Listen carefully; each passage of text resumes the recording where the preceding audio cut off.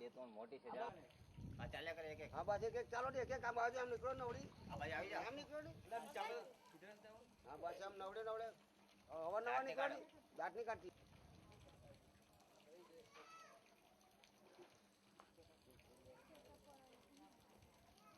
જશે હવે નીકળી જાવ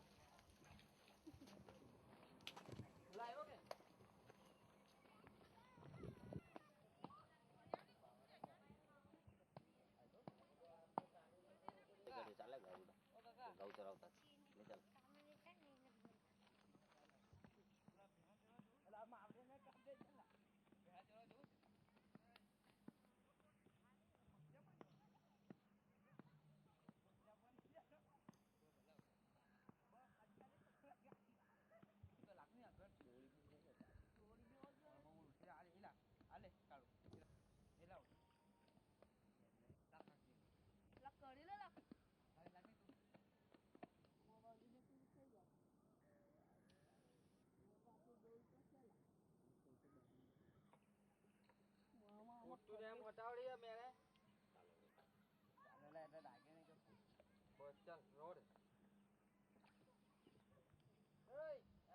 ખાલી ધીમો ધીમો આમ કરી ઉપર બસ આમ ધીમો ધીમો કરે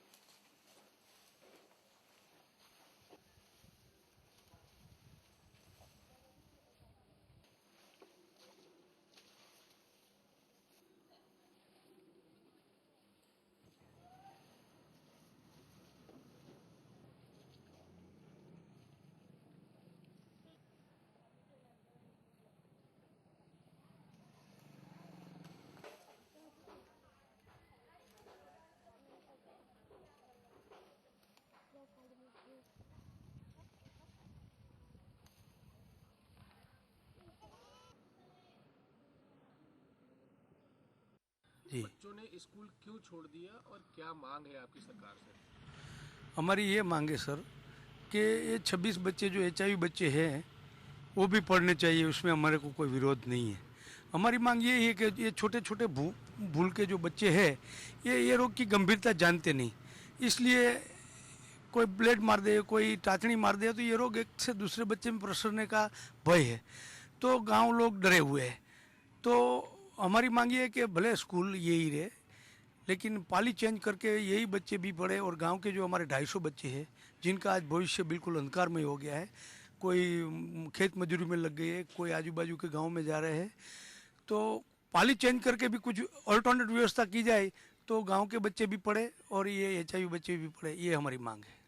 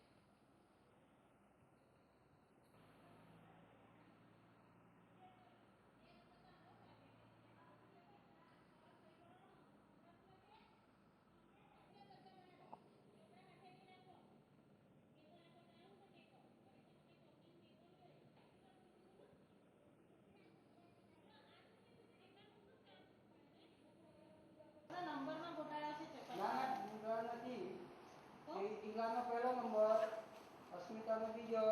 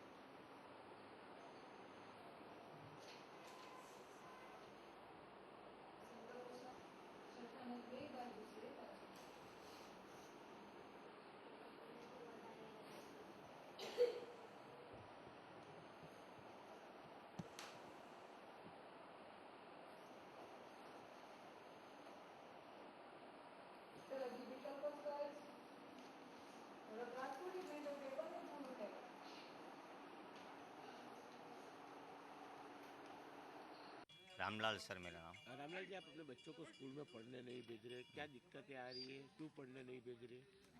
हमारे पढ़ने इसीलिए नहीं भेज रहे सर, क्योंकि वो पहले हमारे बच्चे यहीं पढ़ते थे, बाद में वो HIV पॉजिटिव के बच्चे यहाँ लाए, इसीलिए हमने हमारे बच्चे को पढ़े हमने छुड़ा दिया, क्योंकि उनके वो रोग है, वो पेन पेंसिल कुछ लगा देते हैं, तो उसी हिसाब से हम डर के मारे हमारे बच्चे को छुड़ा दिए। वो फिर हम बच्चे को बाहर भेजा, 2-3 महीना बाहर पढ़ के आया। अभी आधा बच्चा बाहर जाते हैं, आधा 25 बच्चे बाहर जाते हैं, 200 बच्चा घर पे रहते हैं। वो मजदूरी कहते हैं, खेत में जाते काम पे, कोई चोरी चकारी करते हैं, कोई ऐसे ही पड़ा रहता है। उनका भविष्यवाणी बिल्कुल बगड़ रहा है।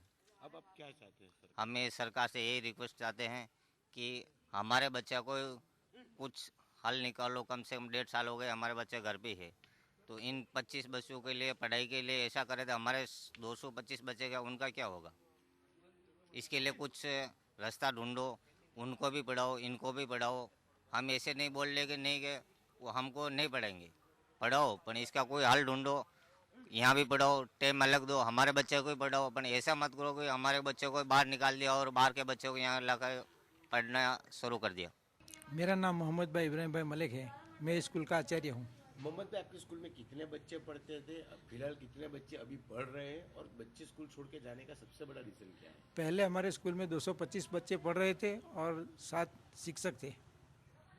अब कितने बच्चे पढ़ रहे हैं? अब हमारे स्कूल में सिर्फ HIV वाली 31 बालिका ही पढ़ रही है। बच्चे स्कूल छोड़ के जाने का सबसे बड़ा रीज़न क्या है? वो इस बच्चे को साथ पढ़ाना नहीं चाहते थे गाँव वालों।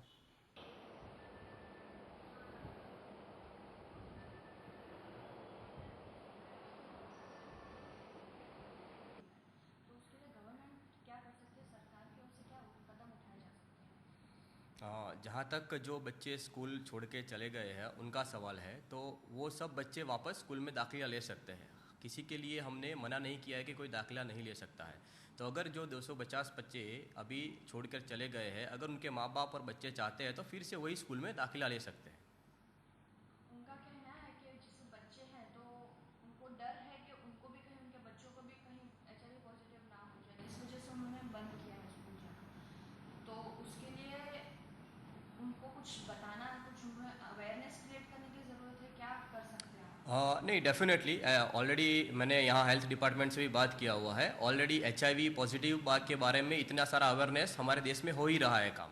हम ये भी चाहते हैं कि और उनके माँ बाप और जो बच्चे हैं उनको भी बताना चाहते हैं कि HIV जो एड्स है वो छूने से या और कोई चीज़ों से नहीं फैलता है। कौन कौन सी चीज़ों से फैलता है उसके लिए भी हमने वहाँ पर हम अवेयरनेस कर रहे हैं। तो बेसिकली हमारा माँ बाप जो है और बच्चों से यही आग्रह है कि आप वापस ये जो स्कूल है वहाँ पर आ जाओ।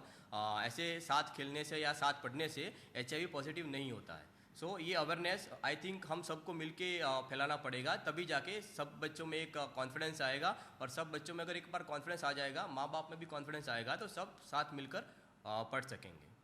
अगर गांव वाले की बात करें तो गांव वालों की मांग है कि HIV पॉजिटिव जो बच्चे हैं उन्हें भी वहाँ पे पढ़ाया जाए, लेकिन उनकी शिफ्ट्स अलग की जाए, उनकी ऐसी मांग है। तो इस तरफ कुछ हो सकता है, कोई कदम उठाया जा सकता है? बेसिकली ये अगर ऐसा हम कर से तो डेफिनेटली एक डिस्क्रिमिनेशन जैसा हो जाएगा। तो बेटर अगर पॉलिसी लेवल पर अगर कुछ ऐसा करना का ज़रूरत पड़ा तो हम सरकार में आगे बात करेंगे कि भाई अगर शिफ्ट में अगर अलग अलग करना है बच्चों को तो ऐसा हो सकता है क्या।